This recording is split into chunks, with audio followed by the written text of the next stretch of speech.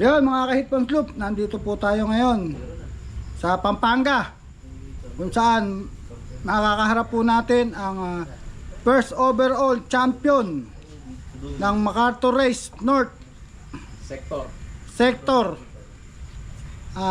Walang iba kundi si Paring Jojo Santos. Paring Jojo, ano ba ang masasabi mo sa mga newbie na gustong marating yung iyong karangalan? Yan pare, about sa bloodline ng mga ibon mo, ano ba ang gamit mong ibon na pinagpapapanalo mo? Lalo na nung ikaw ay manalo sa PHA MacArthur Race ng first overall. Una-una po yung bloodline po nating gamit nung nagsimula po tayo sa pag-iibon. Galing po sa kumpare natin kay paring Edwin Fernando. Mga lahi po ng mga sultan niya. Yun po, nakapeso naman po tayo sa BFRC, sa BBPA, sa Guarpa, PBFRC. Kahit po papaano, pumaparty po tayo. Ngayon, yung pong nanalo natin ng mga nakakaraan sa mga bagong club, sa TGRC, may pasok na po ng mga ibang lahi na binili natin. Ngayon, may mga bago po tayong acquire na ibon. Galing po kay Sir Ben Cabigting, kay Boss Randy Pineda, tsaka po sa mga kaibigan natin sa Maynila. Yung pong natalo po natin sa MacArthur, ibon po ng tropa yon sa Manila. Ang lahi po nun ay De Rosa Blon, cross ng Berkamen. Pare, ano ba ang masasabi mo sa mga newbie na gustong marating yung achievement? Meron ka bang gustong share sa kanila? Magandang gabi po sa mga kalapatids natin. Para po sa akin, bilang newbie din, hindi pa naman po tayo veterano sa pag-iibon at may mga mentor din po tayong nagtuturo sa akin. May papayo ko lang po sa pag-iibon bago po natin pasukin yung ganitong hobby. Kumuha po tayo ng maayos na bloodline sa mga trusted friend, o kung sino man yung mga nagpapanalo, doon po tayo kumuha. Tapos pagpagawa po tayo ng maayos na loop. Kapag kami maayos na loop na po tayo, papasok na po dyan yung pagbibreed. Sa pagbibreed po, kailangan po kondisyon ng ibon. Yung pong kondisyon, ibig sabihin flushing, deworming, ando na po yun. Alam na po yun ng karamihan. At ngayon po, manood lang po kayo ng YouTube, marami po kayo matututunan. Kapag na-breed na po yung ibon, dyan na po magsisimula. Bibili po tayo ng singsing sa club. At unang-una po, pagka na yung ibon ay bago natin iakyat sa loop natin, dapat meron po talagang vaccine. Pwede po tayong mag-vaccine ng PMB o adeno vaccine. Yan mga ka-Hitman, ito pong kumpare ko na to na nanalo sa PHA MacArthur Race ng first overall North Sector, ay isa ko ring mentor. At kung naalala nyo, ibinalag niya ako noon nung ako manalo sa Tacloban. Siya naman ngayon ang ating i-interviewin about sa pigeon racing. Yan, pare, about naman sa pagkapanalo mo sa PHA, anong feeling ng manalo sa PHA ng first overall? Nauna pare, nung dumating yung ibon, hindi ako makapaniwala eh. Kasi nga, sa sobrang layo ng MacArthur to Pampanga, tapos nag-daybird pa, parang nakalutang ako nung araw na yon. Tapos di mo alam, di mo maipaliwanag yung nararamdaman mo. Masaya ka na, naiiyak na, natutuwa, Nandun yung feeling na nalalaglag ka pa. Oo pare, sobrang saya. Kasi MacArthur nga eh. Tsaka hindi naman biro yung mga naging kalahok din sa PHA. Talagang mga magagaling din. Salamat na lang din sa Panginoon at isa tayo sa nanalo. Yun, parang Jo, yung balita namin na yung ibon na napanalo mo sa PHA ay tinawaran ng 250,000. Bakit hindi pa ibinigay? Kasi po yung may-ari po ng ibon, hindi naman po ano sa pera.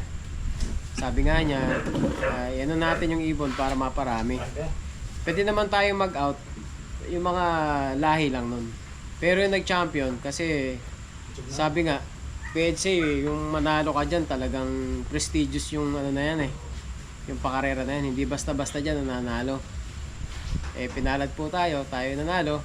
Kaya happy din po yung may-ari ng ibon sa ginawang performance po. Kaya hindi po ibinenta. Gusto niya nakikita niya yung alaga niya. Yan, para nung awarding naman ng PHA, kayo umattend, di ba? Ano yung naging pananaw mo dun sa awarding nila? Ano yung nakita mo maganda? Maayos ba? At ano masasabi mo sa mga player ng PHA?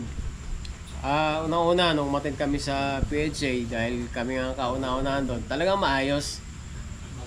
Organized.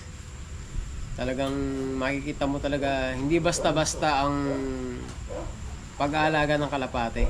Halos lahat ng klase ng tao nandun, mga businessman, mga Chinese, mga marami ba, Chinese, mas maraming Chinese, halos lahat mga nag-iibon sa Manila, mga Chinese. Ngayon nga, nung nandun na kami, masaya naman dahil marami tayong nakilala mga bagong player sa ibang lugar. Ayun, nakakwentuhan natin, bagong kaibigan. Tapos masaya din yung naging awarding ng PHA. Dahil ang organized talaga, pinaganda nila. Mga organizer. Shout out kila Boss Jaime Lim. Tsaka kay Master Raiso.